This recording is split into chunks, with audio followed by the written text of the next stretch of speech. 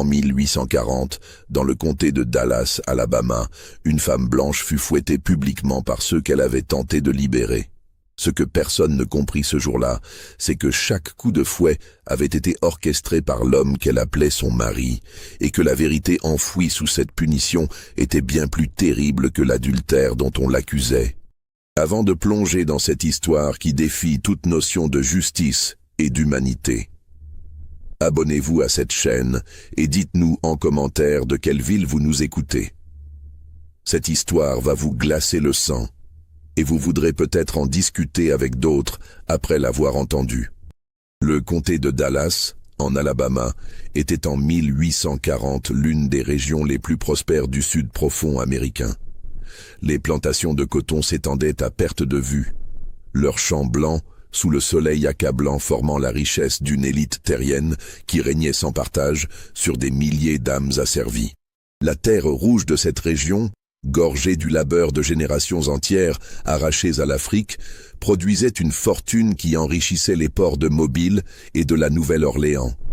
Dans ce paysage de chaleur étouffante et de cyprès drapés de mousse espagnole, la société fonctionnait selon des codes rigides que personne n'osait remettre en question. Les familles de planteurs formaient une aristocratie fermée, liée par le sang, le mariage et les intérêts commerciaux. Leurs demeures à colonnes blanches se dressaient comme des temples grecs au milieu des champs, symbole d'un pouvoir qui se voulait absolu et éternel. Les femmes de cette classe sociale vivaient dans une cage dorée, leur vertu étant aussi précieusement gardée que les coffres forts remplis d'or. Un scandale pouvait détruire une famille entière, effacer un nom des registres de la bonne société, transformer la fortune en déshonneur. La plantation Riverside s'étendait sur plus de 2000 hectares le long du fleuve Alabama. Cornelius Hargrove en avait hérité de son père à l'âge de 28 ans. Et en une décennie, il l'avait transformée en l'une des exploitations les plus rentables de la région. Mais contrairement à d'autres planteurs qui se contentaient de superviser de loin, Cornelius contrôlait chaque aspect de son domaine avec une précision méthodique qui frisait l'obsession. Il connaissait le nom de chacune des 147 personnes qu'il possédait, leurs compétences, leurs faiblesses, leurs liens familiaux. Cette connaissance n'était pas de la bienveillance, c'était du calcul pur. La grande maison de Riverside avait été construite en 1825 par le père de Cornelius, Josiah Hargrove. L'architecture géorgienne typique du Sud, avec ses colonnes imposantes et ses galeries ombragées, cachait une structure intérieure étonnamment sombre. Les fenêtres étaient petites, malgré la façade grandiose, les couloirs étroits et labyrinthiques. On racontait que Josiah Hargrove, paranoïaque après une révolte d'esclaves dans une plantation voisine, avait fait construire la maison comme une forteresse déguisée en palais. Des passages secrets reliaient les pièces principales, permettant d'espionner les conversations. La cave voûtée sous la cuisine pouvait servir de cachette ou de prison selon les besoins. C'est dans cette maison oppressante qu'Eleanor Fairmont était arrivée en 1836, fraîchement mariée à Cornelius Hargrove. Elle avait 20 ans, lui 32. Le mariage avait été arrangé entre les deux familles, unissant la fortune récente des Hargrove, bâtie sur le coton, à l'ancienne richesse des Fairmont, qui possédaient des terres en Virginie depuis l'époque coloniale. Le père d'Eleanor, Augustus Fairmont, avait vu dans cette union une opportunité de consolider sa position dans les États du Sud, tout en assurant l'avenir de sa fille aînée. Eleanor n'avait jamais aimé Cornelius, mais elle avait été élevée pour comprendre que l'amour était un luxe que les femmes de son rang ne pouvaient pas se permettre. Le mariage était une transaction, une alliance, un devoir. Elle s'était donc soumise avec la grâce qu'on attendait d'elle, souriant lors des réceptions, tenant parfaitement son rôle de maîtresse de maison, supervisant les domestiques avec l'autorité nécessaire. Mais derrière ce masque de parfaite épouse sudiste, Eleanor étouffait. Chaque jour à Riverside était une mort lente de son esprit, de ses rêves, de tout ce qu'elle avait imaginé pour sa vie. Car Eleanor Fairmont n'était pas une femme ordinaire pour son époque. Son père, malgré les conventions, lui avait permis une éducation inhabituelle. Elle lisait le latin et le grec, étudiait la philosophie, dévorait les écrits des Lumières européennes. Dans la bibliothèque de la demeure familiale en Virginie, elle avait découvert les textes abolitionnistes, d'abord par curiosité intellectuelle, puis avec une conviction grandissante. À 15 ans, elle avait lu les récits de Frederick Douglass, les pamphlets de William Lloyd Garrison, les lettres de Sojourner Truth. Ces mots avaient planté en elle des graines de révolte qui n'avaient fait que grandir avec les années. Mais à Riverside, elle devait cacher cette part d'elle-même comme une criminelle cache un meurtre. Cornelius n'aurait jamais toléré de telles idées. Son mari était l'incarnation même du système esclavagiste. Rationnel, calculateur, convaincu de la supériorité naturelle de sa race et de son droit divin à posséder d'autres êtres humains. Il parlait des personnes qui la servissaient comme de biens mobiliers, avec le même détachement qu'il aurait eu en discutant de bétail ou de machinerie. Cette froideur méthodique était peut-être ce qu'Éléanore détestait le plus en lui. C'est en 1838, 2 ans après son mariage, qu'Éléanore rencontra Isaiah pour la première fois de manière significative. Bien sûr, elle l'avait aperçu auparavant, travaillant à la forge située à l'arrière de la propriété. Mais ce jour-là, en mai, quelque chose changea. Éléanore s'était rendue à la forge parce que la serrure de son secrétaire personnel s'était brisée. C'était un meuble précieux qu'elle avait apporté de Virginie, contenant ses lettres privées et quelques livres qu'elle gardait cachés.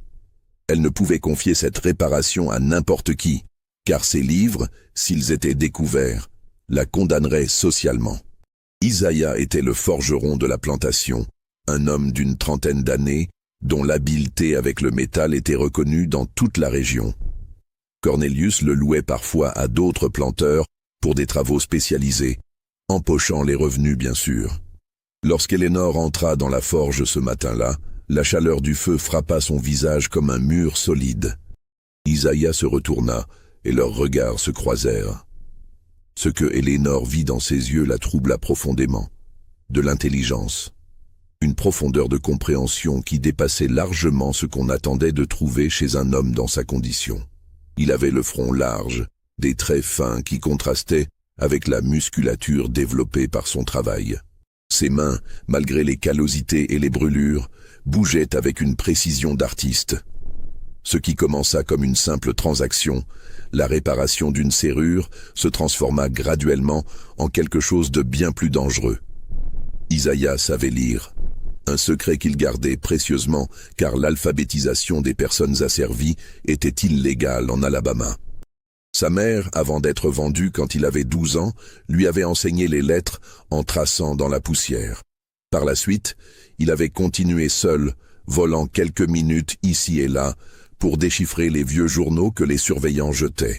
Quand Éléanore revint chercher son secrétaire réparé, elle remarqua qu'Isaiah avait gravé sur la nouvelle serrure un motif inhabituel. Des lettres entrelacées, formant un mot en latin. Libertas. Liberté. Le cœur d'Éléanore s'emballa. Était-ce possible? Osait-il vraiment? Leurs yeux se rencontrèrent à nouveau, et dans ce silence brûlant de la forge, une compréhension tacite passa entre eux. Les mois suivants virent naître entre Éléanore et Isaiah une relation qui défiait toutes les lois, écrites et non écrites, du Sud esclavagiste. Mais réduire cela à un simple adultère serait ignorer la complexité déchirante de leur situation. Pour Éléanore, Isaiah représentait tout ce que son monde refusait de voir. L'humanité de ceux qu'on avait déshumanisés, l'intelligence qu'on prétendait absente, la dignité qu'on essayait quotidiennement d'écraser.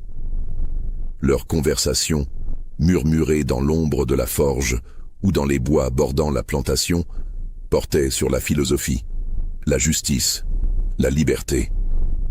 Isaiah lui parla de sa mère, Myriam, vendue quand le père de Cornelius avait eu besoin d'argent liquide.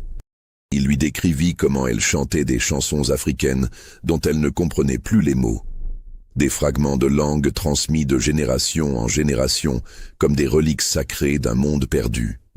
Il lui raconta la nuit où les chasseurs d'esclaves l'avaient emmené enchaîné, comment ses cris avaient résonné dans les quartiers des esclaves pendant des heures, comment il s'était réveillé la nuit suivante en pensant encore l'entendre. Eleanor partagea avec lui ses propres secrets, ses lectures interdites, sa conviction grandissante que le système entier était une abomination morale. Elle lui parla de son père, Augustus Fermont, qui malgré ses possessions humaines avait commencé sur ses vieux jours à douter, à questionner, à s'interroger sur le prix spirituel de leur richesse. Augustus était mort 6 mois après le mariage d'Eleanor, emportant avec lui la seule protection qu'elle avait jamais connue contre le monde brutal de Cornelius. Mais il y avait plus qu'une connexion intellectuelle entre Eleanor et Isaiah. Dans un monde qui leur niait toute humanité profonde, ils se trouvaient mutuellement. Les sentiments qui se développèrent étaient complexes, tissés de désespoir, de rébellion et d'un besoin désespéré de croire qu'un autre monde était possible.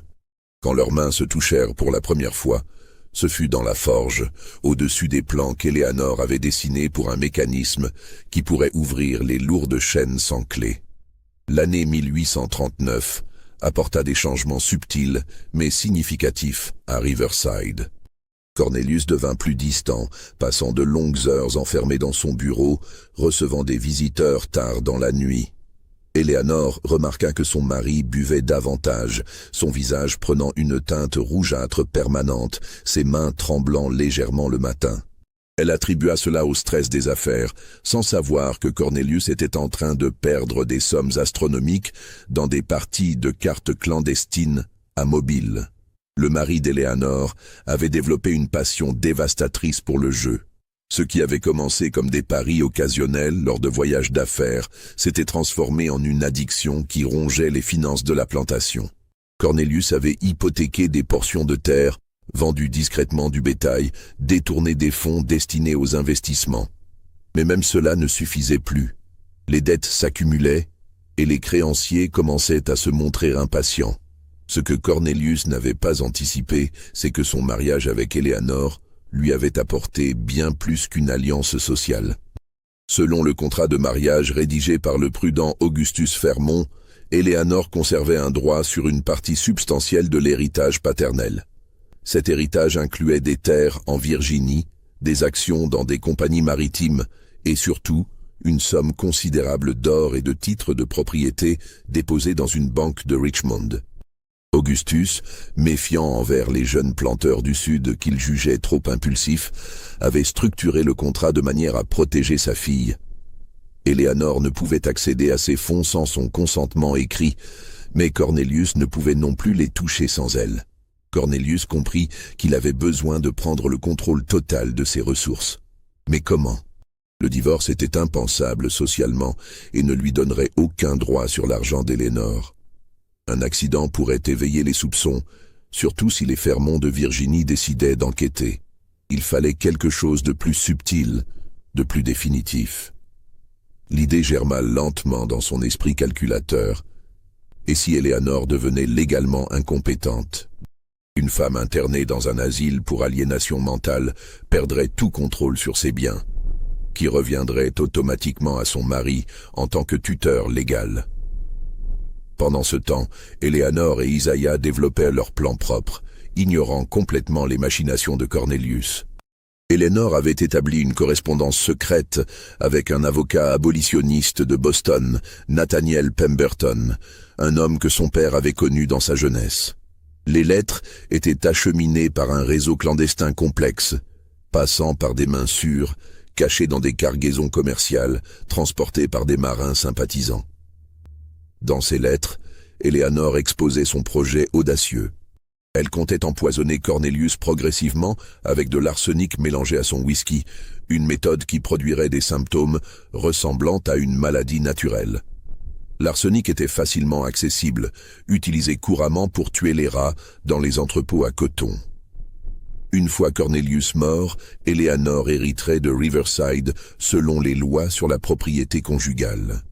Son plan était alors de libérer tous les esclaves de la plantation, pas par acte légal immédiat qui éveillerait les soupçons, mais en les aidant à fuir vers le nord via le chemin de fer clandestin. Isaiah serait parmi les premiers à partir, et Eleanor le rejoindrait plus tard, après avoir liquidé discrètement les actifs de la plantation. L'avocat Pemberton, dans ses réponses, la mettait en garde contre les risques énormes. L'empoisonnement, s'il était découvert, la mènerait à la potence. La libération massive d'esclaves déclencherait une chasse à l'homme sans précédent. Mais Eleanor était déterminée, portée par un mélange de conviction morale et de désespoir personnel. Elle voyait dans ce plan non seulement sa propre libération, mais celle de 147 âmes condamnées à une vie de servitude. Isaiah, de son côté, était déchiré. Il comprenait les risques, mesurait les conséquences potentielles. Mais plus encore, il portait un secret qu'il n'avait partagé avec personne, pas même Eleanor. Il était le fils illégitime d'Augustus Fermont. Sa mère Myriam avait été la servante personnelle de la femme d'Augustus en Virginie avant d'être transférée à une propriété secondaire dans le Maryland. Un soir, Augustus, ivre et solitaire après une dispute avec sa femme, avait forcé Myriam. De cette violence était né Isaiah. Quand Myriam tomba enceinte, la femme d'Augustus, plutôt que de punir son mari, dirigea sa rage vers la servante. Myriam fut vendue immédiatement, enceinte de 3 mois, à un marchand d'esclaves qui la revendit à Josiah Hargrove en Alabama. Augustus, rongé par la culpabilité, avait suivi la trace de Myriam au fil des années. Quand il apprit qu'elle avait donné naissance à un fils à Riverside, il fit parvenir de l'argent à Josiah Hargrove avec une lettre demandant que le garçon soit bien traité et formé à un métier. Josiah, intrigué mais pragmatique, utilisa cet argent pour former Isaiah comme forgeron sans jamais révéler la source de cette générosité inhabituelle. Isaiah avait découvert la vérité à l'âge de 14 ans, quand sa mère, mourante de fièvre, lui avait tout raconté dans ses délires. Elle lui avait décrit Augustus Fermont en détail, lui avait fait promettre de ne jamais révéler ce secret qui pourrait le faire tuer. Isaiah avait porté cette connaissance comme un poids écrasant toute sa vie. Et maintenant, alors qu'il développait des sentiments profonds pour Eleanor, il réalisait l'horrible vérité. Elle était sa demi-sœur. Le sang du même homme coulait dans leurs veines. Ce secret empoisonnait chaque moment qu'Isaiah passait avec Eleanor. Il savait qu'il devrait le lui dire, mais comment?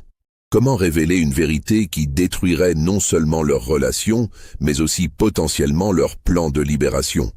Car si Eleanor apprenait la vérité, serait-elle capable de continuer? La révélation ne briserait-elle pas quelque chose d'essentiel en elle? En novembre 1839, Eleanor commença à administrer de petites doses d'arsenic dans le whisky de Cornelius. Elle procédait avec une prudence extrême, quelques grains seulement dissous dans l'alcool ambré. Cornelius commença à souffrir de maux d'estomac, de nausées, de fatigue chronique. Le médecin de famille, le docteur Silas Craven, diagnostiqua une dyspepsie aggravée par l'alcool et le stress, prescrivant du repos et une diète légère. Personne ne soupçonna un empoisonnement. Mais Cornelius, malgré ses vices, n'était pas stupide. Il remarqua que ses symptômes empiraient les soirs où il buvait le whisky de sa carafe personnelle, celle qu'Eleanor remplissait elle-même. Un soupçon s'insinua dans son esprit malade. Il commença à observer sa femme avec une attention nouvelle, notant ses absences, ses promenades inhabituelles, les moments où elle disparaissait de la maison. En janvier 1840, Cornelius décida de poser un piège. Il continua de boire son whisky, mais en quantités infimes, versant l'essentiel discrètement. Il exagéra ses symptômes, se plaignant davantage, gardant le lit certains jours, jouant le rôle d'un homme dont la santé déclinait rapidement. Il voulait qu'Eleanor se sente en confiance, qu'elle croie son plan en train de réussir. Simultanément, Cornelius engagea les services d'un homme qu'il avait rencontré lors de ses parties de cartes à mobile. Josiah Blackwell, un ancien détective de la Nouvelle-Orléans qui s'était reconverti dans ce qu'on appelait pudiquement des services d'information privés. Blackwell était spécialisé dans la surveillance des épouses suspectées d'infidélité, un commerce lucratif dans une société où l'honneur masculin dépendait de la vertu féminine. Blackwell s'installa discrètement dans la région, se faisant passer pour un représentant commercial en machinerie agricole. Il observa Riverside pendant des semaines, notant les mouvements d'Eleanor, les moments où elle quittait la maison, les endroits qu'elle visitait. Il ne lui fallut pas longtemps pour remarquer le pattern. Eleanor se rendait régulièrement à la forge, souvent en fin d'après-midi quand les surveillants étaient occupés ailleurs.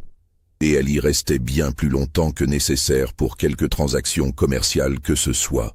Blackwell rapporta ses observations à Cornelius début février. Le planteur sentit une rage froide l'envahir, non pas tant parce que sa femme le trompait, car il n'avait jamais éprouvé de véritable affection pour elle, mais parce qu'elle osait le faire avec un esclave. L'humiliation sociale serait totale si cela se savait. Mais Cornelius, toujours calculateur, vit immédiatement comment utiliser cette information à son avantage. Il ordonna à Blackwell de continuer la surveillance, mais de manière plus approfondie. Il voulait savoir exactement ce qu'Eleanor et Isaiah discutaient, s'il y avait d'autres personnes impliquées, si un complot plus large se tramait. Blackwell, avec l'aide d'un esclave domestique nommé Silas, que Cornelius avait secrètement soudoyé avec des promesses de faveurs futures, parvint à installer une planche descellée dans le mur extérieur de la forge. Depuis une remise adjacente, on pouvait entendre les conversations qui se déroulaient à l'intérieur. C'est ainsi que Cornelius découvrit l'ampleur véritable du complot.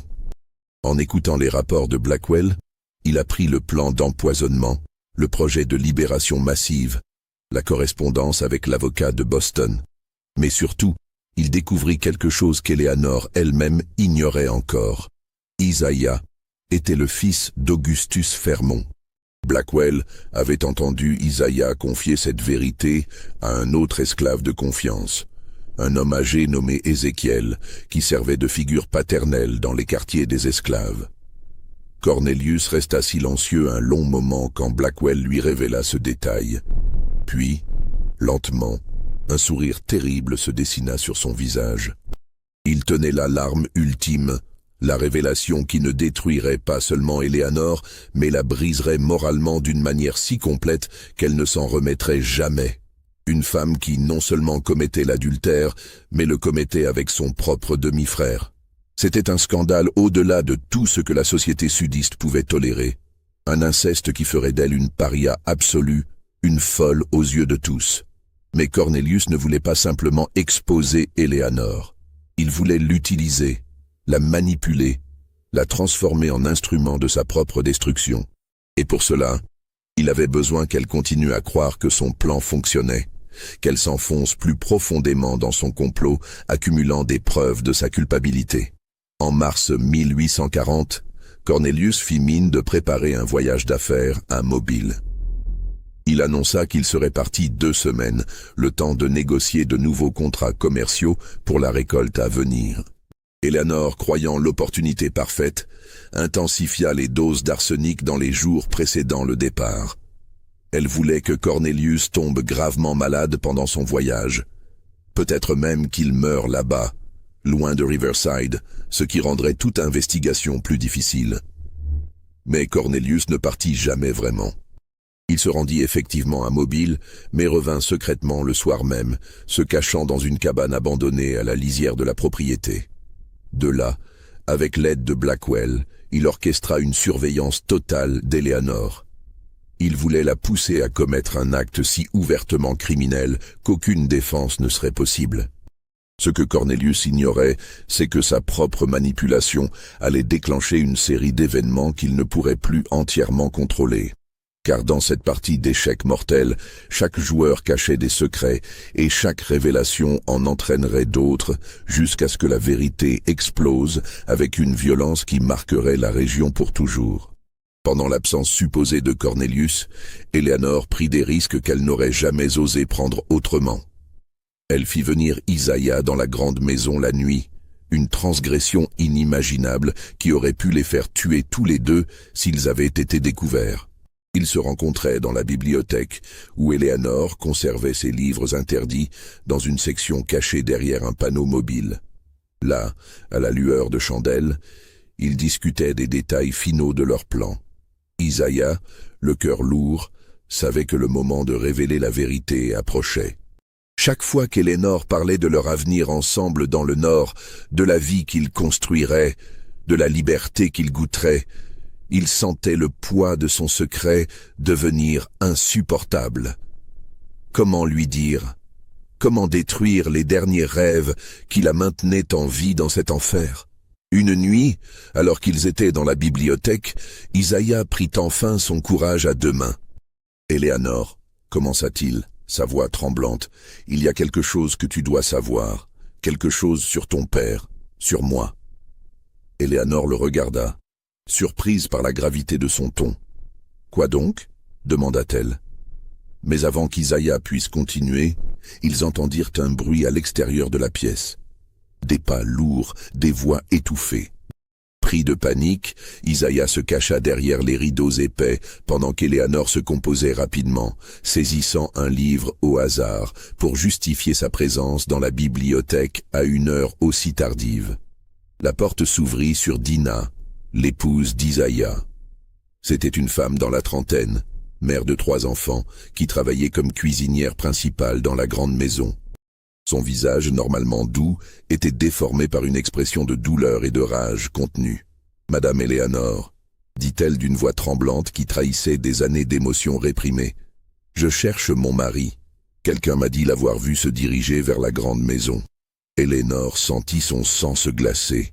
Dina savait-elle? Soupçonnait-elle? « Je n'ai vu personne, » répondit Éléanor, s'efforçant de garder sa voix stable. « Tu dois te tromper. » Les yeux de Dina balayèrent la pièce, s'arrêtant un instant sur les rideaux qui bougeaient légèrement malgré l'absence de vent. « Peut-être, » dit-elle finalement, mais son ton suggérait qu'elle ne croyait pas un mot de ce qu'Éléanor disait.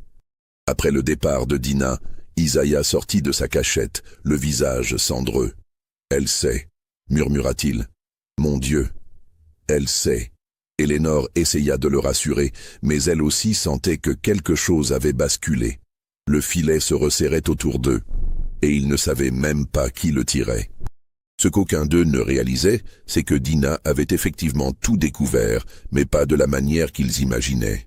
Cornelius, dans sa manipulation tortueuse, avait révélé à Dina la liaison entre son mari et Éléanor. Il l'avait fait avec une cruauté calculée, sachant exactement comment présenter les choses pour maximiser la douleur et la colère de Dina, tout en s'assurant de sa coopération future. Cornelius avait convoqué Dina dans son bureau quelques jours auparavant, lui montrant des preuves de l'infidélité d'Isaïa. Un mouchoir d'Éléanor trouvé dans la forge, des témoignages de l'esclave soudoyé Silas, même des extraits des conversations surprises. Mais Cornelius présenta tout cela d'une manière particulière. Il suggéra que c'était Éléanor qui avait séduit Isaïa, qui l'avait manipulé, qui avait utilisé sa position de pouvoir pour le forcer dans cette relation illicite. « Ton mari est une victime », avait dit Cornelius à Dina, ces mots soigneusement choisis pour attiser la rage de la femme, non pas contre Isaïa, mais contre Éléanor. Cette femme blanche croit qu'elle peut prendre ce qu'elle veut, qui elle veut. Elle ne se soucie pas de toi, de tes enfants, de ce que cela détruit. Dina, le cœur brisé, avait cru ces mensonges car il résonnait avec toute l'amertume accumulée de sa vie d'esclave. Combien de fois avait-elle vu des maîtresses blanches détruire des familles noires par caprice ou cruauté? Cornelius ne s'arrêta pas là. Il fit une promesse terrible à Dina. « Je vais punir ma femme pour ce qu'elle a fait, et tu auras ta part de justice. Mais en échange, tu dois m'aider à tout exposer au grand jour. Il faut que tout le monde sache quelle femme dépravée elle est vraiment. » Dina, aveuglée par la douleur, accepta de coopérer, ne réalisant pas qu'elle devenait un pion dans un jeu bien plus sinistre. Le piège de Cornelius était presque complet. Il ne manquait plus qu'un élément crucial, la preuve matérielle du complot d'empoisonnement. Pour cela, il avait besoin de la correspondance d'Éléanor avec l'avocat de Boston. Blackwell avait découvert qu'Éléanor cachait les lettres dans un compartiment secret de son secrétaire, celui-là même qu'Isaïa avait réparé 2 ans auparavant. Cornelius devait mettre la main sur ces lettres sans éveiller les soupçons d'Éléanor. L'occasion se présenta début avril. Cornelius fit circuler la rumeur qu'il revenait de Mobile plus tôt que prévu, gravement malade. Le message fut transmis à Riverside par un messager qui arriva en pleine nuit, annonçant que M. Hargrove avait été pris de convulsions violentes à son hôtel et qu'il était en route pour rentrer, transporté dans une voiture spéciale. Eleanor, croyant que l'arsenic avait enfin produit son effet mortel, fut saisie d'une panique mêlée d'espoir terrible. Si Cornelius mourait maintenant, tout serait terminé. Elle serait libre. Dans sa hâte et son trouble, Eleanor commit l'erreur que Cornelius attendait. Elle courut à son secrétaire pour vérifier que toutes les preuves compromettantes étaient bien cachées. Ce qu'elle ne savait pas, c'est que Cornelius était déjà dans la maison, observant depuis un passage secret. Il la vit ouvrir le compartiment caché, en sortir le paquet de lettres, les lire rapidement pour s'assurer qu'aucune ne manquait. Satisfait de savoir exactement où se trouvaient les lettres, Cornelius attendit. Plus tard cette nuit-là, quand Eleanor dormait enfin, épuisé par l'angoisse, il entra dans sa chambre comme un fantôme. Il ouvrit le secrétaire avec une clé qu'il avait fait fabriquer d'après l'empreinte prise dans de la cire, retira les lettres et les remplaça par des copies qu'il avait préparées. Ces copies étaient identiques aux originales, à un détail près.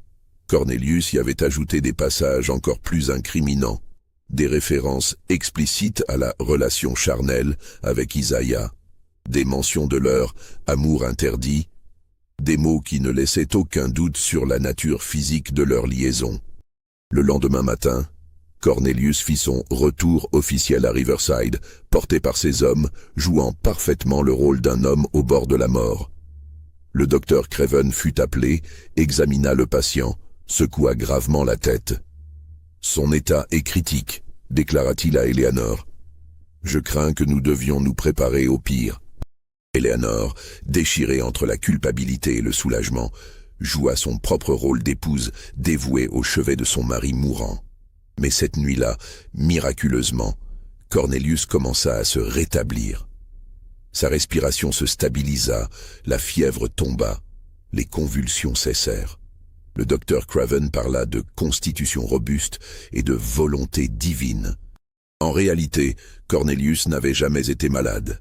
Toute la scène avait été orchestrée pour une seule raison.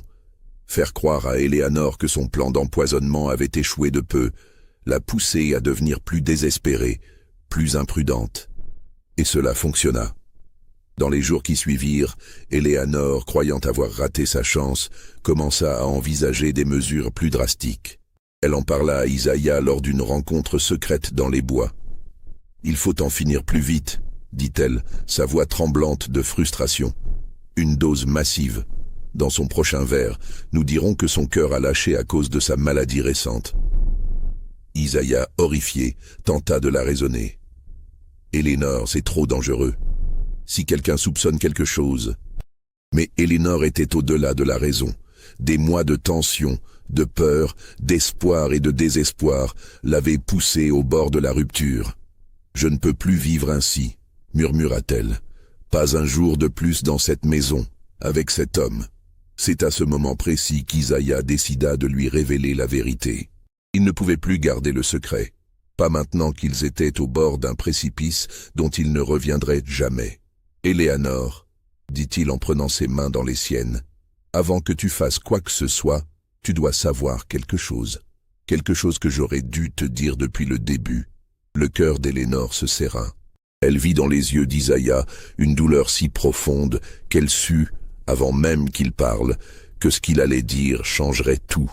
« Ton père, Augustus Fermont, » commença Isaiah, sa voix brisée.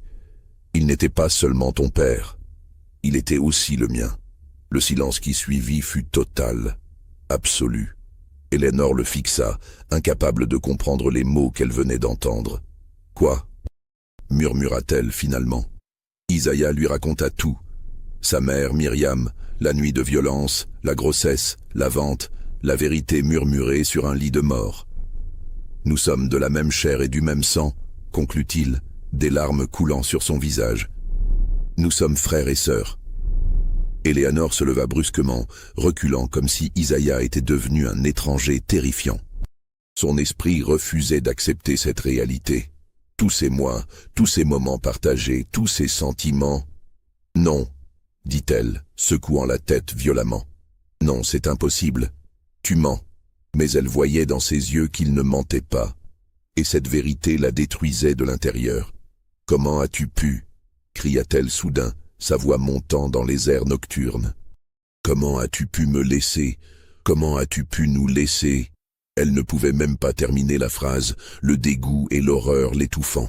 Isaiah tendit les mains vers elle, mais elle recula encore. Ne me touche pas. Ne me touche plus jamais. Eleanor s'enfuit dans l'obscurité, courant à travers les bois sans se soucier des branches qui griffaient son visage, des racines qui menaçaient de la faire tomber. Derrière elle, Isaiah tomba à genoux, sanglotant, sachant qu'il venait de détruire la seule chose qui donnait encore un sens à son existence. Ce qu'aucun d'eux ne savait, c'est que Blackwell avait tout entendu, caché derrière un vieux chêne, notant chaque mot dans son carnet. Quand Cornelius lut le rapport de Blackwell le lendemain, son sourire fut celui d'un homme qui vient de gagner la partie la plus importante de sa vie. Il tenait maintenant tout ce dont il avait besoin. Les preuves de l'empoisonnement, les preuves de l'adultère, et maintenant, la révélation de l'inceste. Eleanor était finie, mais Cornelius voulait plus qu'une simple victoire privée. Il voulait un spectacle, une démonstration publique de pouvoir qui servirait d'avertissement à tous ceux qui oseraient le défier. Le 23 avril 1840, Cornelius convoqua une assemblée extraordinaire sur la place centrale de Riverside. Tous les esclaves de la plantation furent rassemblés, ainsi que les surveillants, les régisseurs et plusieurs planteurs voisins que Cornelius avait invités sous prétexte d'une annonce importante concernant une nouvelle coopérative agricole. La curiosité était à son comble. Certains murmuraient que Hargrove allait annoncer sa candidature au Sénat de l'État, d'autres qu'il avait fait une découverte révolutionnaire concernant la culture du coton. Au centre de la place, Cornelius avait fait ériger une estrade de bois. Sur cette estrade se trouvait un poteau vertical, du type utilisé pour les châtiments corporels des esclaves. La vue de cette structure fit courir un frisson dans l'assemblée. Quelque chose de terrible allait se produire, mais personne ne savait encore quoi. Eleanor fut amenée de force de la maison par 2 surveillants. Elle portait encore sa robe de nuit, ses cheveux défaits tombant sur ses épaules, son visage pâle comme la mort. Depuis la révélation d'Isaiah, elle était restée enfermée dans sa chambre, refusant de manger, parlant à peine, son esprit se fragmentant sous le poids de l'horreur. Quand elle vit la foule, la plateforme, elle comprit que son cauchemar entrait dans une nouvelle phase. Cornelius monta sur l'estrade, tenant dans ses mains le paquet de lettres. Sa voix forte et claire porta à travers la foule silencieuse. « Mes amis, mes voisins, et vous tous qui travaillez sur mes terres », commença-t-il avec une gravité théâtrale. « Je vous ai rassemblés aujourd'hui pour être témoins de la justice. La justice qui doit être rendue quand les fondements mêmes de notre société sont attaqués. » Il brandit les lettres. Ma propre épouse, Eleanor Hargrove, née Fairmont, a comploté pour me tuer. Un murmure choqué parcourut la foule. Elle a empoisonné mon whisky avec de l'arsenic pendant des mois, espérant ma mort pour hériter de mes biens. Il fit une pause pour laisser l'information s'installer. Mais ces crimes ne s'arrêtent pas là. Cette femme, qui se prétendait une dame vertueuse, a commis l'adultère. La foule retint son souffle. Cornelius se tourna vers les esclaves rassemblés. « Amenez-le » ordonna-t-il. Isaiah fut traîné en avant, enchaîné, son visage montrant une résignation qui dépassait le désespoir. À côté de lui, Dina fut également amenée, ses yeux rouges de larmes, mais son visage durci par une détermination amère. « Cet homme, » déclara Cornelius en pointant Isaiah, « a séduit ma femme, l'a corrompue, l'a poussée au meurtre. » C'était un mensonge évident pour quiconque comprenait la dynamique du pouvoir entre un esclave et une maîtresse blanche. Mais Cornelius savait que personne n'oserait le contredire publiquement. « Et maintenant, » continua-t-il, sa voix prenant un ton de fausse magnanimité, « je vais montrer ma miséricorde. Je vais laisser la justice être rendue par ceux qui ont le plus souffert de cette trahison. » Il se tourna vers Dina. « Cette femme a vu son mari lui être volé par ma femme. C'est elle qui aura le privilège de commencer le châtiment. » Il fit signe aux surveillants qui attachèrent Éléanore au poteau, déchirant le dos de sa robe de nuit pour exposer sa peau nue. Éléanore, dans un état de choc profond, ne résista même pas. Un fouet fut placé dans les mains tremblantes de Dina. La femme regarda l'instrument de torture, puis Éléanore, puis Cornélius. Elle comprenait maintenant l'horreur de ce qu'on lui demandait de faire. Mais les surveillants se tenaient près de ses propres enfants. Une menace silencieuse mais claire. Si elle refusait, ils en paieraient le prix. « Fais-le » ordonna Cornélius. Dina leva le fouet, ses larmes coulant librement maintenant. Elle n'avait pas le choix. Le premier coup claqua dans l'air, mordant dans la chair d'Éléanore. Un cri déchirant s'échappa de la femme attachée. Mais ce n'était qu'un cri de douleur physique. La vraie agonie était ailleurs, dans son âme brisée, dans la compréhension de l'ampleur de sa destruction. Après 5 coups, Cornélius arrêta Dina. « Maintenant, dit-il, sa cruauté atteignant de nouveaux sommets, que l'homme qui l'a corrompu termine ce qu'il a commencé. » Le fouet fut retiré des mains de Dina et placé dans celles d'Isaïa. Le forgeron regarda l'instrument, puis Éléanore dont le dos saignait déjà, et quelque chose en lui se brisa définitivement. « Non, murmura-t-il, je ne peux pas. » Les surveillants s'avancèrent, leur propre fouet levé. « Tu vas le faire, ou on te fouettera jusqu'à ce que tu meures, puis on fera la même chose à tes enfants, » menaça l'un d'eux. Isaïa, les yeux fous de désespoir, comprit qu'il n'y avait pas d'échappatoire. Cornélius avait construit un piège parfait où chaque issue menait à l'horreur. Avec des mains tremblantes, Isaïa leva le fouet. Mais avant qu'il ne frappe, Éléanore se mit à crier. Non pas de douleur anticipée, mais quelque chose de bien plus terrible. « Vous ne comprenez pas » hurla-t-elle, sa voix brisée résonnant à travers la place. « Cornélius vous ment à tous, il va vous vendre, il va vendre la moitié d'entre vous pour payer ses dettes de jeu, il va séparer vos familles. » Un murmure confus parcourut la foule d'esclaves. Cornélius, surpris par cette accusation publique, hésita un instant. Éléanore en profita pour continuer, sa voix devenant hystérique. « Il a tout joué, tout l'argent de la plantation, il est ruiné. Et vous allez tous payer pour ses vices. Regardez dans ses papiers. Les documents sont dans son bureau, les listes de ceux qu'il va vendre. » Cornélius descendit rapidement de l'estrade et gifla violemment Éléanore. « Cette femme est folle !» cria-t-il. « Elle dit n'importe quoi pour sauver sa peau. » Mais Éléanore, au-delà de toute retenue maintenant, continua de hurler. « Demandez-lui combien il doit au frère Kaloun de Mobile. Demandez-lui pourquoi il a hypothéqué la moitié de la propriété. Demandez-lui pourquoi il veut ma fortune. » Les planteurs présents commencèrent à échanger des regards inquiets. Les accusations d'Éléanore, même venant d'une femme discréditée, touchaient un point sensible. Les dettes de jeu étaient un problème endémique parmi les planteurs. Et plusieurs d'entre eux savaient que Cornélius fréquentait les salles de jeu de Mobile. Si ce qu'elle disait était vrai... « Silence !» rugit Cornélius. Il se tourna vers Isaïa. « Fouette-la maintenant, ou je te tue de mes propres mains. » Isaïa, les yeux pleins de larmes, leva le fouet. Le coup tomba, puis un autre, puis un autre. Chaque claquement du cuir contre la chair était accompagné des hurlements d'Éléanore, non plus de simples cris de douleur, mais des mots, des accusations, des vérités qui refusaient d'être tues. « Il nous a tous manipulés !» criait-elle entre les coups. « Il savait tout depuis le début, il a forcé Isaïa, il a tout orchestré. » Et puis, dans un moment de clarté désespérée, elle hurla la vérité ultime. « Isaïa est mon frère, mon propre frère. Cornélius le savait. Il nous a poussés ensemble. Il a tout planifié. » Le fouet s'arrêta en plein air. Isaïa, paralysé par ces mots, laissa tomber l'instrument. La foule était plongée dans un silence choqué. Un inceste ? Entre une maîtresse blanche et son esclave qui était aussi son frère. C'était au-delà de tout ce qu'ils pouvaient comprendre. Les regards se tournèrent vers Cornélius, attendant un démenti, une explication. Mais Cornélius ne nia pas. Au lieu de cela, Un sourire étrange, presque satisfait, apparut sur son visage. « Oui, dit-il calmement.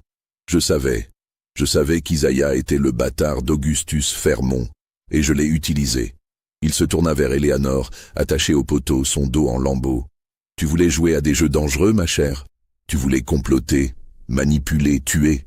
Je t'ai simplement montré qui était le maître. » Il s'adressa à la foule, sa voix prenant un ton de justification perverse. « Cette femme croyait pouvoir me détruire, elle croyait pouvoir prendre ma fortune, libérer mes esclaves, faire de moi un fou ou un mort. Mais j'ai retourné chacun de ses plans contre elle. Oui, j'ai des dettes. Oui, je vais devoir vendre certains d'entre vous. » Il regarda les esclaves terrifiés. « Mais au moins je suis honnête à ce sujet maintenant, contrairement à elle qui vous promettait la liberté tout en vous utilisant pour commettre un meurtre. » Se tournant vers les planteurs, Cornelius continua sa défense tordue. « Messieurs, regardez ce qui arrive quand on laisse les femmes lire trop de livres, avoir trop d'idées. Regardez ce qui arrive quand les notions abolitionnistes empoisonnent un esprit faible. Ma femme est devenue folle de ses propres idées, au point de commettre l'inceste sans même le savoir. N'est-ce pas là la preuve ultime que ces idées progressistes mènent à la dégénérescence morale ?» Plusieurs planteurs hochèrent la tête, soulagés d'avoir une explication qui préservait leur vision du monde. Cornelius avait habilement transformé son crime en une leçon moralisatrice sur les dangers de l'éducation féminine et des idées abolitionnistes. Éléanore, effondrée contre le poteau, réalisait l'étendue de sa défaite. Cornelius n'avait pas seulement détruit sa vie, il avait retourné même ses tentatives de révéler la vérité en preuve supplémentaire de sa folie. « Emmenez-la », ordonna Cornelius au surveillant. Le docteur Craven a déjà signé les papiers pour son internement à l'asile de Tuscaloosa. Elle y passera le reste de ses jours, où elle ne pourra plus nuire à personne. Éléanore fut détachée et traînée, à peine consciente, vers une voiture qui attendait. Ses derniers regards furent pour Isaiah, toujours debout, pétrifié, le fouet à ses pieds. Cornelius s'approcha d'Isaiah, sa voix basse pour que seul le forgeron puisse entendre. « Toi, je te garde pour l'instant. Non par miséricorde, mais parce que ta souffrance me divertit. Chaque jour, tu te souviendras de ce que tu as fait. Chaque nuit, tu rêveras des coups que tu as donnés à ta propre sœur. Et quand je me lasserai de te regarder te détruire de l'intérieur, alors je te vendrai aux plantations de canne à sucre de Louisiane, où la durée de vie moyenne est de 7 ans. » Les semaines qui suivirent, la punition publique d'Éléanore virent Riverside se transformer en un lieu hanté par des secrets que tout le monde connaissait, mais dont personne n'osait parler. Le scandale était trop énorme, trop complexe, trop dérangeant pour être discuté ouvertement. Les planteurs voisins choisirent de croire la version de Cornelius. Une femme rendue folle par des idées dangereuses avait tenté de tuer son mari et s'était compromise avec un esclave. L'inceste était mentionné à voix basse, avec dégoût, mais rapidement écarté comme une conséquence tragique de sa dégénérescence morale. Éléanore fut effectivement internée à l'asile de Tuscaloosa, une institution sinistre dirigée par le docteur Alistair Finch, un aliéniste dont les méthodes brutales étaient célèbres dans tout l'Alabama. Les traitements incluaient l'immersion forcée dans l'eau glacée, la saignée excessive et l'isolement prolongé dans des cellules sans fenêtres. Éléanore, déjà brisée mentalement, se détériora rapidement. Elle passait ses jours à murmurer des confessions incohérentes, à se balancer d'avant en arrière, à gratter les murs de sa cellule jusqu'à ce que ses ongles se cassent et saignent. Les médecins notèrent dans leur rapport qu'elle souffrait de mélancolie extrême et de délire moral, diagnostic pratique qui justifiait son internement permanent. Ce qu'ils ne notèrent jamais, c'est qu'Éléanore essayait désespérément de raconter sa véritable histoire à quiconque l'écouterait. Mais ces mots étaient systématiquement interprétés comme des fantasmes de folie. Comment croire qu'une femme respectable de bonne famille avait été poussée à l'empoisonnement, à l'adultère involontaire avec son propre frère, tout cela orchestré par un mari manipulateur? C'était trop invraisemblable, trop grotesque. Il était plus simple de la considérer comme folle.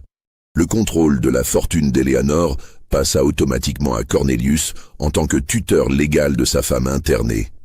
Il utilisa cet argent pour rembourser ses dettes de jeu les plus pressantes et pour stabiliser Riverside. Mais il ne put éviter de vendre 37 esclaves, séparant effectivement plusieurs familles, comme Eleanor l'avait prédit. La vente fut menée discrètement. Les personnes vendues dispersées dans différentes plantations à travers le sud pour minimiser les risques de rébellion ou de fuite collective. Dina ne se remit jamais de ce qu'on l'avait forcée à faire. Les 5 coups de fouet qu'elle avait donnés à Eleanor hantaient chaque instant de sa vie. Elle voyait le sang sur ses mains même quand elles étaient propres, entendait les cris même dans le silence. 2 mois après la punition, on la retrouva pendue dans la cuisine de la grande maison, ayant utilisé une corde de chanvre attachée aux poutres du plafond. Sa mort fut enregistrée comme un suicide, mais aucune investigation ne fut menée pour en comprendre les raisons. Une esclave morte de plus, dans un système où la mort était une constante. Isaiah survécut physiquement, mais l'homme qu'il avait été mourut sur cette estrade le jour où il fouetta Eleanor. Il devint comme un fantôme, travaillant mécaniquement à sa forge, ne parlant presque jamais, évitant tout contact visuel. Ses enfants, maintenant orphelins de mère, essayèrent de le rejoindre, mais il les repoussait, incapable de supporter leur présence qui lui rappelait ce qu'il avait perdu. Cornelius, fidèle à sa promesse, le garda pendant 2 ans, se délectant de sa déchéance, avant de finalement le vendre à une plantation de canne à sucre près de la Nouvelle-Orléans en 1842. Les dernières nouvelles qu'on eut d'Isaiah vinrent d'un esclave fugitif qui avait travaillé dans la même plantation. Il raconta qu'Isaiah était mort dans un accident à la raffinerie, son bras pris dans les engrenages d'un moulin. Mais d'autres murmurent que ce n'était pas un accident, qu'Isaiah s'était jeté délibérément dans les machines, cherchant enfin la paix que la vie lui refusait. On ne sut jamais la vérité avec certitude. En octobre 1840, 6 mois après l'internement d'Eleanor, Cornelius Hargrove fit scandale une fois de plus en annonçant son intention d'épouser Charlotte Fermont, la sœur cadette d'Eleanor. Charlotte n'avait que 18 ans, une jeune femme timide qui vivait encore chez sa mère en Virginie. La famille Fermont, déjà profondément humiliée par le scandale d'Eleanor, fut horrifiée par cette proposition. Comment Cornelius osait-il demander la main d'une autre fille Fermont alors que la première croupissait dans un asile?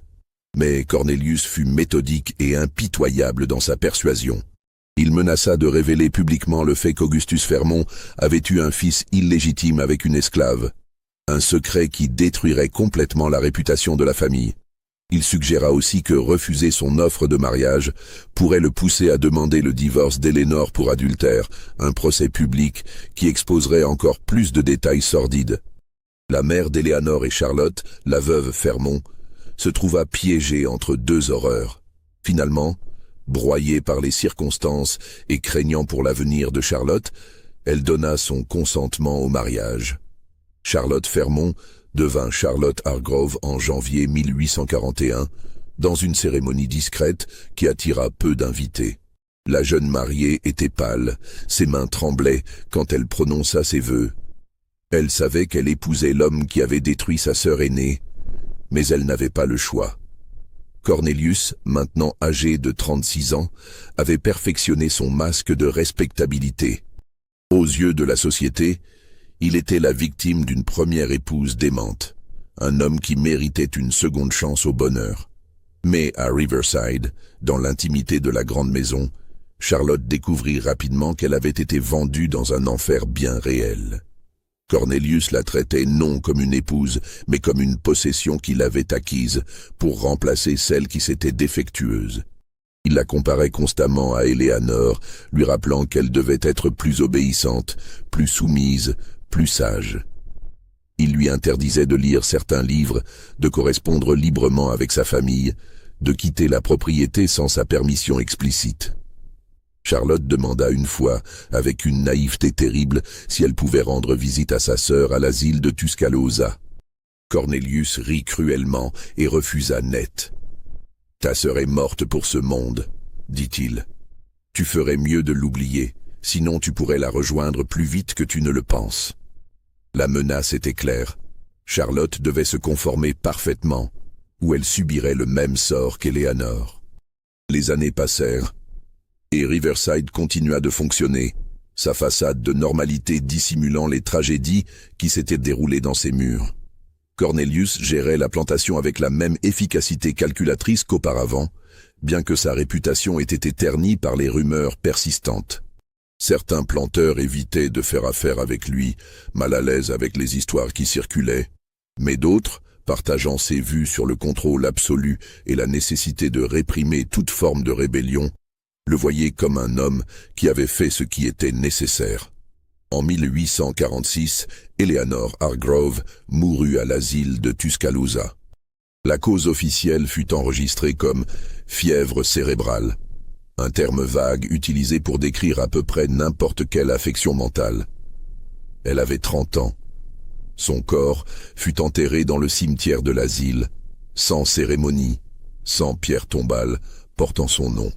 Juste un numéro gravé sur un morceau de bois, 147. Cornelius ne se donna même pas la peine d'assister à l'enterrement. Charlotte, qui avait discrètement demandé la permission de dire adieu à sa sœur, se vit refuser même cette miséricorde. Mais quelque chose d'étrange commença à se produire après la mort d'Eleanor. Des esclaves de Riverside rapportèrent avoir vu une femme en blanc errant près de l'ancienne forge la nuit, pleurant et cherchant quelque chose. D'autres jurèrent avoir entendu des voix dans la grande maison, des conversations murmurées en français, la langue qu'Eleanor aimait utiliser pour ses pensées les plus privées. Cornelius, pragmatique et sceptique, rejeta ces histoires comme des superstitions ignorantes. Mais Charlotte, qui dormait dans la chambre qu'Eleanor avait occupée, admit en privé à sa femme de chambre qu'elle aussi entendait des choses, des sanglots étouffés, des pas dans les couloirs, le grincement du secrétaire s'ouvrant la nuit. Ces phénomènes pouvaient facilement s'expliquer. Les vieilles maisons craquent sous l'effet des changements de température, le vent dans les cheminées produit des sons étranges, l'imagination troublée d'une jeune femme vivant dans la peur peut transformer les bruits ordinaires en présences sinistres. Mais pour les habitants de Riverside, esclaves comme maîtres, ces explications rationnelles ne suffisaient pas à dissiper le malaise qui imprégnait désormais la propriété. La grande maison semblait avoir absorbé les horreurs qui s'y étaient déroulées, les conservant dans ses murs comme un poison lent.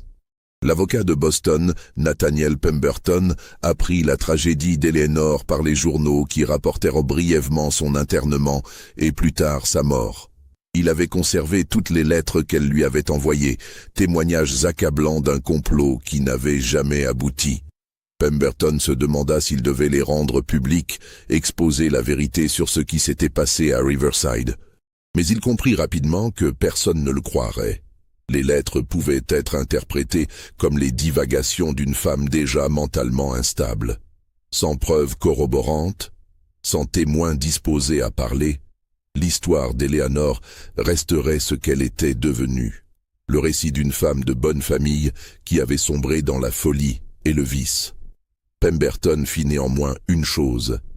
Il rédigea un document détaillé, racontant tout ce qu'Eleanor lui avait confié, incluant les lettres originales, et le déposa chez un notaire de Boston avec des instructions strictes.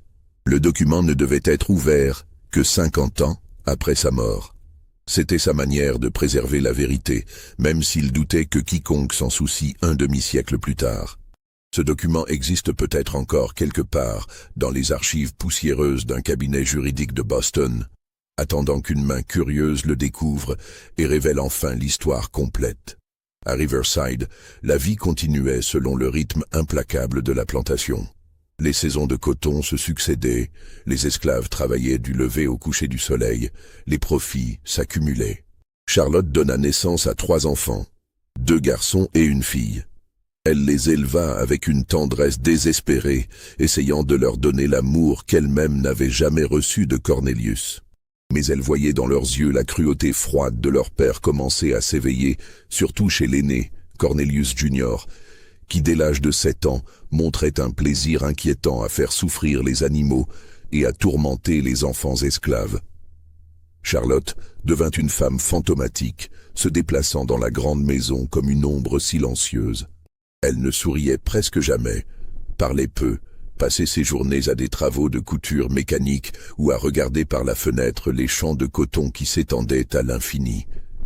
Elle savait qu'elle vivait la vie qu'Éléanore avait désespérément tenté d'éviter, emprisonnée dans une cage dorée, son esprit lentement étouffé par l'oppression quotidienne. En 1852, 12 ans après le scandale, Cornelius mourut subitement d'une attaque cérébrale. Il avait 48 ans. Certains dirent que c'était la justice divine. D'autres que son style de vie excessif avait finalement eu raison de lui. Charlotte, maintenant veuve à 30 ans, se retrouva légalement maîtresse de Riverside. Mais le système esclavagiste ne permettait pas vraiment à une femme de gérer seule une telle propriété. Elle fut rapidement poussée par les avocats et les hommes d'affaires de la région à placer la gestion entre les mains d'un régisseur. Charlotte fit quelque chose d'inattendu. Parmi les possessions de Cornelius, elle trouva un coffre fermé à clé, caché dans le bureau secret. Quand elle le fit ouvrir par un serrurier, elle découvrit les véritables lettres d'Éléanore, celles que Cornelius avait volées et remplacées par des faux. Elle trouva aussi les notes de Blackwell, les rapports détaillés de surveillance, les plans méticuleux de Cornelius pour détruire Éléanore. Tout était là, documenté avec une précision terrifiante. Charlotte passa des nuits entières à lire ces documents, reconstruisant l'histoire véritable de ce qui était arrivé à sa sœur. Elle pleura pour la première fois depuis des années, non pas des larmes de tristesse ordinaire, mais des sanglots déchirants qui semblaient venir du plus profond de son âme. Sa sœur n'avait pas été la femme dépravée que tout le monde croyait.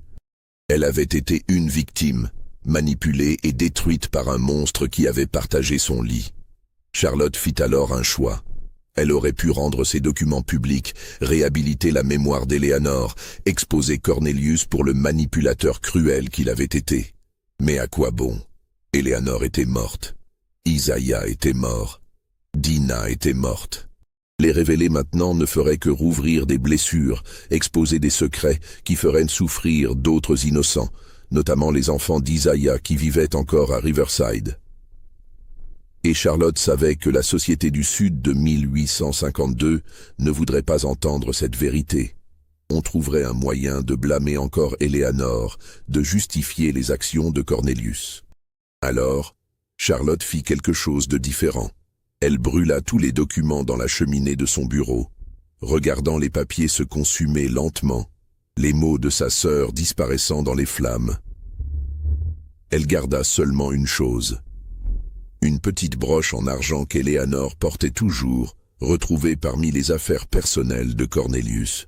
Cette broche devint pour Charlotte un rappel silencieux de la vérité qu'elle seule connaissait désormais. Dans les années qui suivirent, Charlotte géra Riverside avec une approche radicalement différente de celle de Cornelius. Elle améliora les conditions de vie des esclaves, refusa de séparer les familles lors des ventes nécessaires, permit même discrètement à certains d'apprendre à lire, malgré les lois interdisant cette pratique. Ce n'était pas de l'abolitionnisme, elle était trop pragmatique et trop effrayée pour aller jusque-là. Mais c'était sa manière de rendre hommage à la vision qu'Éléanore avait portée. Quand la guerre civile éclata en 1861, Riverside fut partiellement brûlée par les troupes de l'Union lors de leur marche à travers l'Alabama. Charlotte, maintenant âgée de 39 ans, regarda les flammes consumer la grande maison sans verser une larme. Une partie d'elle était soulagée de voir ce lieu de tant de souffrance réduit en cendres. Ses enfants avaient fui vers l'Est, emportant ce qu'ils pouvaient de la fortune familiale. Charlotte resta seule parmi les ruines. Après la guerre, quand l'émancipation fut proclamée, Charlotte utilisa ce qui restait de l'argent familial pour acheter un petit terrain aux anciens esclaves de Riverside qui souhaitaient rester dans la région. Ce n'était pas grand-chose, quelques hectares dispersés, mais c'était sa manière de faire ce qu'Éléanore avait voulu accomplir, même si c'était trop tard et trop peu. Les bénéficiaires de cette générosité ne comprirent jamais vraiment pourquoi la veuve Hargrove faisait cela. Certains pensèrent que c'était de la culpabilité, d'autres de la charité chrétienne. Personne ne connut la véritable raison. Charlotte mourut en 1868, seule dans une petite maison de Mobile, loin des ruines de Riverside. Dans son testament, elle laissa des instructions pour que la broche d'argent d'Eleanor soit enterrée avec elle. Son dernier souhait fut que les deux sœurs, même dans la mort, soient liées par ce petit objet qui avait survécu à toutes les horreurs. Les descendants de Cornelius Jr. reconstituèrent partiellement la fortune familiale après la reconstruction. Mais le nom Hargrove porta toujours une ombre dans la région de Dallas County. Les gens se souvenaient vaguement d'un scandale ancien, d'histoires de folie et d'adultère, mais les détails s'étaient perdus avec le temps. Riverside elle-même ne fut jamais vraiment reconstruite. Le terrain fut divisé et vendu. Les ruines de la grande maison disparurent progressivement sous la végétation. Au début du XXe siècle, un historien local essaya de reconstituer l'histoire de Riverside pour un livre sur les grandes plantations d'Alabama. Il trouva des références fragmentaires au scandale de 1840, des mentions dans de vieux journaux, des allusions dans des lettres privées. Mais chaque piste menait à une impasse. Les documents officiels étaient incomplets ou manquants. Les témoins étaient morts depuis longtemps, les familles concernées refusaient de coopérer. L'historien finit par abandonner, concluant que la vérité complète était perdue à jamais. Mais parfois, la vérité survit de manières inattendues. Dans les communautés afro-américaines de Dallas County, des histoires orales se transmirent de génération en génération. Des histoires sur Isaiah le forgeron et la dame blanche qui avait voulu les libérer. Des histoires sur Dinah qui s'était pendue de chagrin. Des histoires sur une femme en robe de nuit blanche, fouettée devant toute la plantation. Les détails variaient selon les conteurs. Certains éléments étaient exagérés, d'autres minimisés. Mais l'essence de la tragédie restait. Ces récits oraux ne mentionnaient jamais l'inceste, car ce détail avait été soigneusement caché, même aux esclaves qui avaient assisté à la punition. Ils parlaient plutôt d'un amour impossible entre deux personnes séparées par la couleur de leur peau et les lois cruelles de l'esclavage. Ils parlaient d'un mari jaloux et vengeur qui avait détruit tous ceux qui osaient le défier.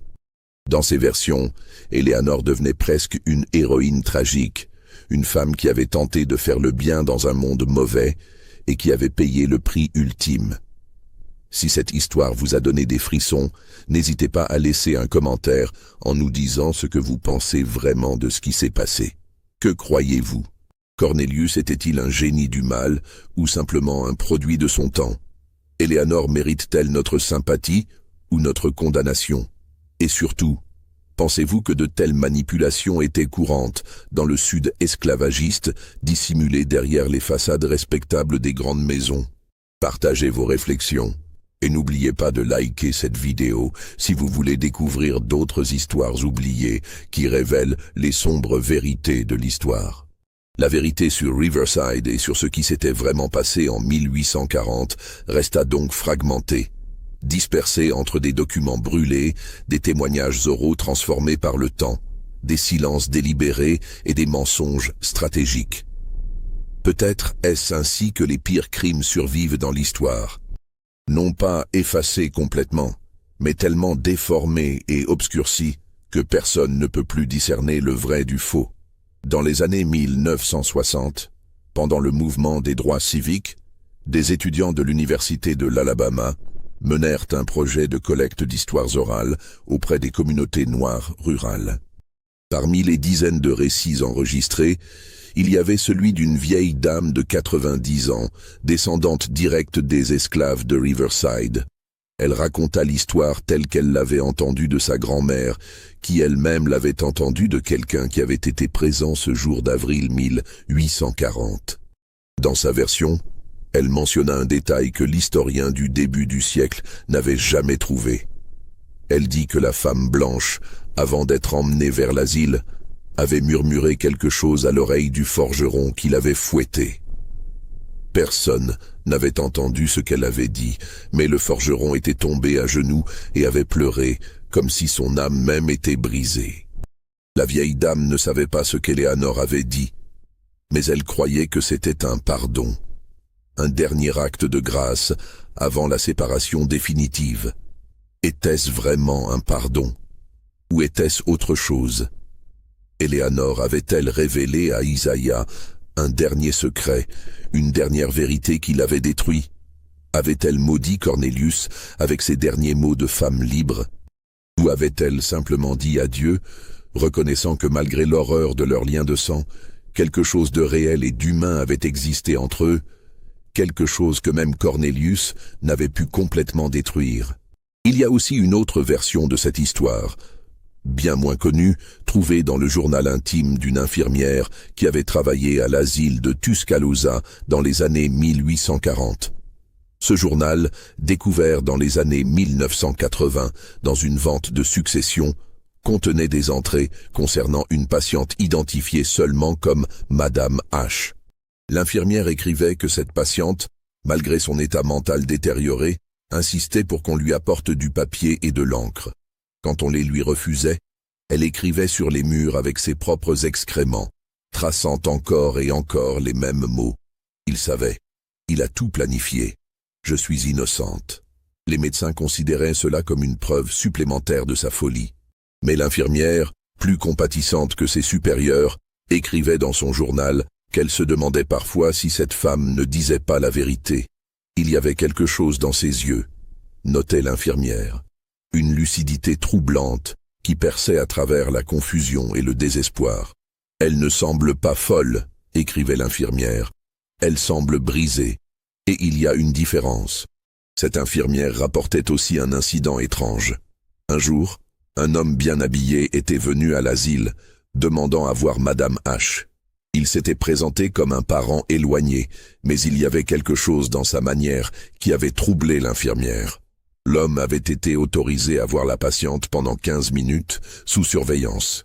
Pendant cette visite, selon l'infirmière, l'homme avait simplement regardé Madame H sans dire un mot, un sourire étrange sur son visage. La patiente, en le voyant, était devenue hystérique, hurlant et essayant de l'attaquer malgré ses chaînes. L'infirmière était certaine que cet homme était Cornelius Hargrove, venu savourer la destruction de sa femme. Mais elle ne pouvait le prouver, et quand elle avait rapporté l'incident à ses supérieurs, on lui avait dit de ne pas s'en mêler. Les affaires des familles riches ne nous concernent pas, lui avait-on dit. Notre travail est de garder les fous enfermés, pas de juger ceux qui les y enferment. Ce journal intime aurait pu être une source précieuse pour comprendre ce qui s'était vraiment passé, mais il fut largement ignoré par les historiens. Pourquoi? Parce que l'infirmière était une femme, parce que ses observations étaient considérées comme trop émotionnelles et subjectives, parce que l'histoire qu'elle racontait était trop dérangeante pour être facilement digérée. Il était plus confortable de maintenir la version officielle. Une femme de bonne famille qui était devenue folle et adultère, méritant son sort. Il existe encore aujourd'hui des descendants des familles Hargrove et Fairmont vivant dans le sud. Aucun d'entre eux ne parle publiquement de ce qui s'est passé à Riverside en 1840. Quand des chercheurs ont essayé de les interroger, ils ont été poliment mais fermement éconduits. Ce sont de vieilles histoires qui ne concernent personne, disent-ils. Laissez les morts reposer en paix. Mais leur silence même est révélateur. Que cachent-ils encore? Quels documents familiaux gardent-ils dans des coffres verrouillés? Quelles lettres non publiées? Quels journaux intimes qui pourraient enfin révéler toute la vérité? En 1995, un développeur immobilier acheta le terrain où s'élevait autrefois Riverside. Il avait l'intention de construire un complexe résidentiel de luxe. Pendant les travaux de préparation, les bulldozers mirent au jour les fondations de l'ancienne forge d'Isaïa. Parmi les décombres, les ouvriers trouvèrent quelque chose de curieux. Une boîte en métal rouillé, scellée avec de la cire. À l'intérieur, protégée par un tissu huilé, se trouvaient plusieurs papiers. C'étaient des lettres, écrites de la main d'Éléanore, adressées à Isaïa. Des lettres qu'elle n'avait jamais eu le courage d'envoyer, où elle exposait ses doutes, ses peurs, ses espoirs pour l'avenir. Une lettre en particulier était déchirante. Datée de mars 1840, elle écrivait « Chaque jour, je me demande si ce que nous faisons est juste. non pas le plan pour nous libérer, car je sais dans mon âme que l'esclavage est une abomination. Mais nous, toi et moi, je sens parfois qu'il y a quelque chose de faux dans notre connexion, quelque chose que je ne peux nommer. Est-ce simplement la transgression sociale qui me trouble, ou y a-t-il autre chose? Pourquoi, quand je te regarde, ai-je l'impression de voir un fantôme familier? Cette lettre suggérait qu'Eleanor avait peut-être, inconsciemment, pressenti la vérité de leur lien de sang avant qu'Isaiah ne le lui révèle. Y avait-il quelque chose dans les traits d'Isaiah, dans ses expressions, dans sa manière de parler, qui lui rappelait son père? Avait-elle refusé de reconnaître ces similitudes parce qu'elles étaient trop troublantes à contempler? Le développeur immobilier, troublé par ces découvertes, contacta le département d'histoire de l'Université de l'Alabama. Mais avant que les universitaires puissent examiner les lettres en détail, elles disparurent mystérieusement. Le développeur affirma qu'elles lui avaient été volées dans sa voiture. D'autres rumeurs suggérèrent qu'il avait été approché par quelqu'un qui lui avait offert une somme considérable pour les lui remettre. Quelqu'un qui voulait s'assurer que ces lettres ne soient jamais rendues publiques. Vraies ou fausses, ces lettres ne furent jamais retrouvées. Le complexe résidentiel fut construit comme prévu, de belles maisons avec jardin et piscine, où des familles vivent aujourd'hui sans savoir qu'elles marchent chaque jour sur le site où se déroulèrent l'une des tragédies les plus complexes et les plus cruelles de l'histoire de l'esclavage américain. Les enfants jouent dans les cours, les résidents organisent des barbecues, la vie continue, ordinaire et insouciante, au-dessus des fantômes enterrés. Parfois, selon les résidents, il se produit des choses étranges. Des outils disparaissent et réapparaissent dans des endroits inattendus. On entend parfois, très faiblement, le son du métal frappant le métal, comme si quelqu'un travaillait encore dans une forge invisible. Une femme a rapporté avoir vu, par une nuit brumeuse, une silhouette féminine en robe blanche marchant lentement entre les maisons, comme si elle cherchait quelque chose de perdu depuis longtemps. Ces phénomènes peuvent tous être expliqués rationnellement. Les outils sont simplement mal rangés et oubliés. Les bruits métalliques proviennent probablement d'une construction voisine ou des tuyauteries. La femme en blanc était sans doute une résidente en peignoir, sortie pour une promenade nocturne. Il n'y a rien de surnaturel dans tout cela. Et pourtant, ces explications ne suffisent jamais tout à fait à calmer le malaise que certains ressentent dans cet endroit. Un sentiment inexplicable que quelque chose de terrible s'est passé ici, que la terre elle-même se souvient. L'histoire de Riverside, de Cornelius, d'Eleanor et d'Isaiah reste donc ce qu'elle a toujours été. Un puzzle dont les pièces essentielles manquent ou ont été délibérément détruites. Nous avons des fragments, des indices, des témoignages contradictoires, mais jamais la vérité complète. Et peut-être est-ce mieux ainsi, car si toute la vérité était révélée, si chaque détail sordide était exposé à la lumière, que ferions-nous de cette connaissance? Comment intégrer dans notre compréhension de l'histoire une manipulation si cruelle, une destruction si méthodique d'âmes humaines? Ce qui est certain, c'est que cette histoire soulève des questions qui résonnent encore aujourd'hui. Questions sur le pouvoir et son abus, sur la manière dont les systèmes d'oppression détruisent non seulement ceux qu'ils oppriment directement, mais aussi ceux qui tentent de s'y opposer. Questions sur la complexité morale d'actions prises dans des situations impossibles.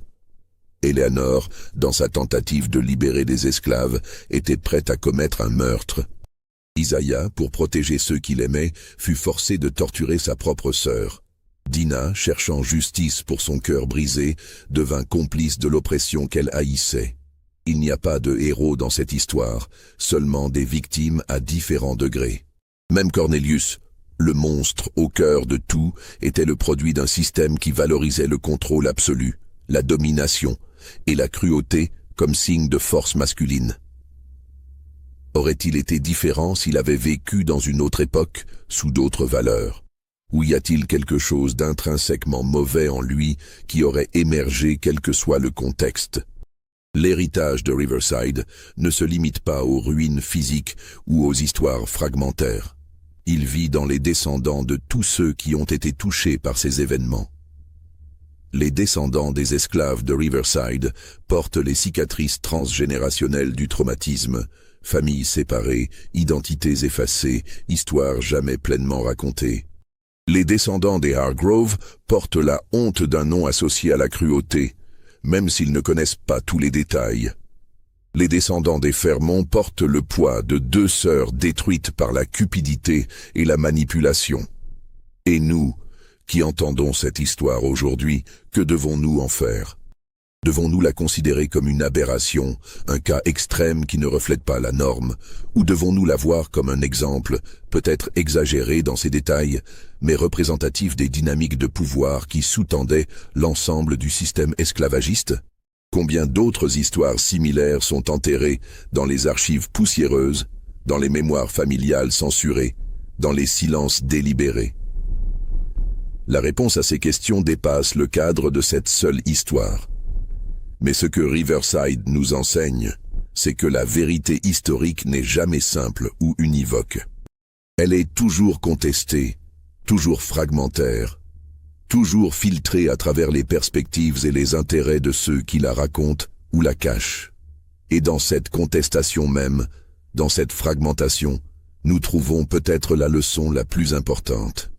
La nécessité d'écouter les voix multiples, de chercher les histoires cachées, de questionner les versions officielles. Alors, qu'en pensez-vous? Cette histoire que vous venez d'entendre, vous semble-t-elle plausible? Croyez-vous que tout cela ait vraiment pu se passer? Ou bien pensez-vous que certains éléments ont été exagérés avec le temps? Y a-t-il encore des secrets enterrés à Riverside, attendant d'être découverts? Nous aimerions connaître votre opinion. Laissez un commentaire ci-dessous avec vos théories, vos questions, vos réflexions sur cette tragédie complexe. Si vous avez été captivé par cette plongée dans les ténèbres de l'histoire américaine, n'oubliez pas de vous abonner à cette chaîne. Nous explorons régulièrement des événements historiques oubliés ou occultés, des histoires qui défient nos conceptions confortables du passé. Et surtout, partagez cette vidéo avec ceux qui, comme vous, sont fascinés par les mystères de l'histoire, par les vérités enfouies qui continuent de hanter le présent. Car au final, la question n'est peut-être pas de savoir si tout cela s'est vraiment passé exactement comme raconté. La question est plutôt, dans un système aussi brutal et déshumanisant que l'esclavage, où les êtres humains étaient réduits à des biens mobiliers, où la vie et la mort dépendaient des caprices d'un maître, où la loi et la morale étaient perverties pour soutenir l'oppression, de telles horreurs n'étaient-elles pas non seulement possibles, mais inévitables? Riverside n'est peut-être qu'un nom parmi tant d'autres, une plantation parmi des milliers. Mais son histoire, vraie ou construite à partir de fragments de vérités différentes, nous rappelle que derrière les belles façades des grandes maisons sudistes, derrière le mythe romantisé du vieux Sud, se cachaient des tragédies humaines d'une complexité et d'une cruauté qui défient notre compréhension. Et peut-être est-ce cela finalement, la leçon la plus importante de cette histoire. L'obligation de nous souvenir, même quand le souvenir est douloureux, même quand la vérité est fragmentaire, même quand il serait plus confortable d'oublier. Les fantômes de Riverside, réels ou métaphoriques, continuent de murmurer leurs histoires à ceux qui veulent bien écouter. Et dans ces murmures, si nous prêtons vraiment attention, nous pouvons entendre non seulement l'écho d'un passé révolu, mais aussi des avertissements pour notre présent et notre avenir. Car les dynamiques de pouvoir, de manipulation, de déshumanisation que nous avons explorées ici ne sont pas confinées au XIXe siècle. Elles prennent de nouvelles formes, portent de nouveaux noms, mais leur essence reste la même. Alors, la prochaine fois que vous passez devant une belle maison historique, ou que vous lisez une histoire romancée du passé, demandez-vous, quelles histoires ne sont pas racontées? Quels secrets se cachent derrière ces murs? Qui a été effacé de la narration officielle? Car c'est seulement en posant ces questions, en cherchant ces histoires cachées, que nous pouvons espérer comprendre véritablement notre histoire et peut-être éviter de répéter les mêmes erreurs. L'histoire de Riverside se termine ici, avec plus de questions que de réponses, avec des fantômes qui refusent de se taire, avec une vérité qui reste insaisissable malgré tous nos efforts pour la saisir.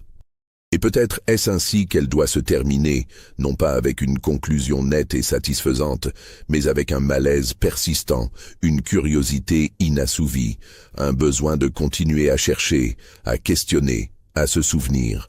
Car tant que nous continuons de nous poser des questions sur ce qui s'est vraiment passé à Riverside en 1840, tant que nous refusons d'accepter les versions officielles sans les questionner, tant que nous cherchons les voix de ceux qui ont été réduits au silence, alors Eleanor, Isaiah, Dina et tous les autres ne sont pas morts en vain. Leur histoire, aussi tragique soit-elle, continue de vivre, de nous enseigner, de nous mettre en garde. Et peut-être, dans un futur que nous ne pouvons pas encore imaginer, quelqu'un trouvera enfin les pièces manquantes de ce puzzle, les documents cachés, les lettres perdues, les témoignages oubliés. Peut-être qu'un jour, la vérité complète sur Riverside sera révélée, et nous pourrons enfin comprendre pleinement ce qui s'est passé entre ces murs, dans ces champs, dans ces cœurs brisés. Mais jusqu'à ce jour, l'histoire reste ce qu'elle est. Un mystère enveloppé dans le silence, une tragédie voilée par le temps, une vérité fragmentée que chacun doit reconstituer selon sa propre compréhension. Et dans cette incertitude même réside peut-être la puissance de l'histoire. Car elle nous oblige à nous engager activement, à ne pas simplement consommer passivement un récit, mais à réfléchir, à questionner, à tirer nos propres conclusions. Alors que la nuit tombe sur ce qui fut autrefois Riverside, que les lumières s'allument dans les maisons modernes construites sur cette terre chargée d'histoire, on peut presque imaginer les ombres du passé se mêlant aux ombres du présent. Eleanor marchant encore entre les arbres, cherchant une rédemption qui ne viendra jamais. Isaiah travaillant à sa forge fantôme, forgeant des chaînes qu'il ne pourra jamais briser. Dina pleurant dans la cuisine invisible, ses mains tachées d'un sang qu'elle ne peut laver. Et Cornelius, surveillant tout depuis son bureau spectral, satisfait de voir que ses secrets sont toujours bien gardés. Ce sont des images, bien sûr, des métaphores pour exprimer ce que l'histoire rationnelle ne peut pas capturer. L'impact émotionnel et spirituel de la cruauté humaine, la manière dont les actions du passé continuent de résonner dans le présent, la persistance de la mémoire même quand tous les témoins sont morts. Nous n'avons pas besoin de croire aux fantômes pour comprendre que le passé hante le présent, que les crimes non reconnus continuent d'exiger justice, que les voix réduites au silence trouvent toujours un moyen de se faire entendre. L'histoire de Riverside est terminée, mais elle n'est jamais vraiment finie. Elle continue dans chaque personne qui l'entend, qui la questionne, qui essaie de comprendre comment de telles horreurs ont pu se produire. Elle continue dans les descendants qui portent les noms et les héritages, qu'ils le sachent tout non. Elle continue dans la terre elle-même, qui absorbe tout et ne révèle rien, gardant ses secrets tout en murmurant ses vérités à ceux qui savent écouter. Et maintenant cette histoire continue en vous, qui venez de l'entendre. Que ferez-vous de cette connaissance ? Comment intégrerez-vous ces révélations dans votre compréhension du monde, du passé, de la nature humaine ? Verrez-vous l'histoire différemment maintenant, avec une conscience aiguë des complexités cachées, des manipulations enfouies, des vérités que les versions officielles préfèrent taire ? Ce sont là les véritables questions que laisse Riverside. Non pas « est-ce que cela s'est vraiment passé ?» mais « qu'est-ce que cela signifie que de telles choses aient pu se passer ?» Non pas « qui était coupable ?» mais « comment un système entier a-t-il pu produire de telles cruautés ?» Non pas « où est la vérité ?» mais « pourquoi la vérité est-elle si difficile à trouver et qui bénéficie de cette difficulté ?» Dans le comté de Dallas, Alabama, si vous cherchez bien, vous trouverez peut-être encore des traces de Riverside. Un vieux registre dans un palais de justice mentionnant une vente de terrain. Une pierre tombale sans nom dans un cimetière abandonné. Un fragment de fondation dans un champ envahi par la végétation. Ce sont les derniers témoins physiques d'une histoire qui refuse de mourir, même si presque personne ne se souvient de ce qui s'est vraiment passé. Mais peut-être que le véritable monument à cette histoire n'est pas fait de pierre ou de papier. Peut-être qu'il existe dans la mémoire collective, dans les histoires murmurées, dans les questions qui persistent, dans le malaise que nous ressentons quand nous contemplons les horreurs que les êtres humains sont capables d'infliger les uns aux autres. Ce monument invisible est peut-être plus durable que n'importe quelle structure physique, car il vit dans nos consciences, nous rappelant constamment de rester vigilants contre l'oppression, la manipulation et la cruauté, sous quelque forme qu'elle se présente. L'histoire se termine donc, non pas avec une conclusion définitive, mais avec une invitation à se souvenir, à questionner, à chercher les vérités cachées, à donner voix à ceux qui ont été réduits au silence. Car c'est seulement en faisant cela que nous honorons véritablement la mémoire de ceux qui ont souffert, que nous reconnaissons pleinement les crimes du passé, et que nous nous donnons une chance d'éviter de les répéter à l'avenir. Riverside est tombé, ses secrets sont dispersés, ses protagonistes sont morts depuis longtemps. Mais l'histoire survit, imparfaite et fragmentaire, mais porteuse d'une vérité essentielle. Que derrière chaque grande tragédie historique se cachent des histoires humaines individuelles d'une complexité infinie. Que la justice est souvent déniée mais jamais vraiment oubliée, et que le passé, peu importe combien nous essayons de l'enterrer, trouve toujours un moyen de revenir nous hanter jusqu'à ce que nous le confrontions honnêtement. C'est là, dans cette confrontation honnête avec les ténèbres de notre histoire, que réside peut-être notre seul espoir de lumière. Non pas en oubliant, non pas en simplifiant, non pas en détournant le regard, mais en regardant directement dans l'abîme de ce dont l'humanité est capable, et en choisissant délibérément et consciemment d'être différent, d'être meilleur, de construire un monde où de telles horreurs ne seront plus possibles. L'histoire de Riverside se termine maintenant, pour de bon. Mais son écho continue, et continuera tant qu'il y aura des gens prêts à écouter, à se souvenir, à questionner. Et peut-être est-ce là le seul véritable épilogue possible pour une telle histoire. Non pas une fin nette, mais une continuation infinie dans la mémoire et la conscience de ceux qui refusent de laisser le passé être enterré sans être compris. Que vous croyiez que chaque détail de cette histoire soit littéralement vrai, ou que vous la considériez comme une reconstruction basée sur des fragments de vérité différentes, une chose est certaine. Quelque part dans le sud américain du XIXe siècle, des horreurs similaires se sont produites. Des vies ont été brisées par la manipulation et la cruauté. Des vérités ont été enfouies pour protéger les puissants.